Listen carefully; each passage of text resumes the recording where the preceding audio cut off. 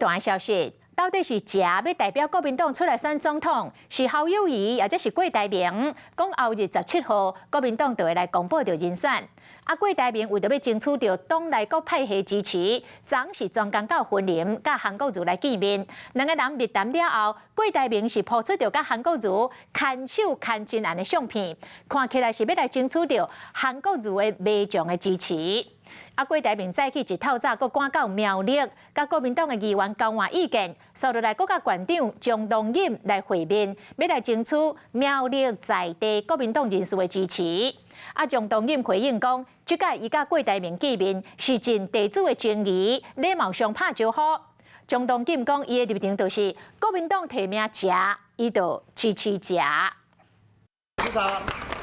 鸿海创办人郭台铭19号一透早到苗栗县的议会，和那营的议员交换地方的意见，sau落来和县长蒋东引来见面。地主之谊，我想都应该礼貌上来打个招呼吧。当然是以国民党提名谁，我们大概就会支持谁了。蒋东引讲，两个人见面只是讲讲咧，无讲到停送无停送的问题。国民党中央估计17号就要公布总统定调人选，郭台铭一直咧找党内各派支持。14号一透早，经过罗南到云林和韩国瑜来见面。郭台铭抛出和韩国瑜双手牵按按的相片，声讲4年前咱错过一摆团结的机会，4年了后今仔日咱嘛袂用的错过第一摆。两个人见面到底讲什么？迄暝韩国瑜伫咧面册顶悬来分享，讲选举年年拢有，政治人物来来去去，也毋过2024的总统大选是伫咧千变万化的国际情势内底，中华民国国运转变的时机。韩国瑜阁讲，4年前的教训，甲咱讲，初选是队友之间对调的选拔，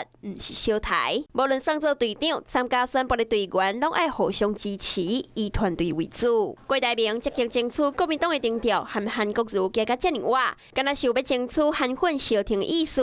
即摆警告消息传出，15号暗时，郭台铭就要和党主席朱立伦来见面，而且新北市长侯友宜嘛有可能会参加。毋过详细内容，党内人士一句拢无讲，唔敢黑白放风声。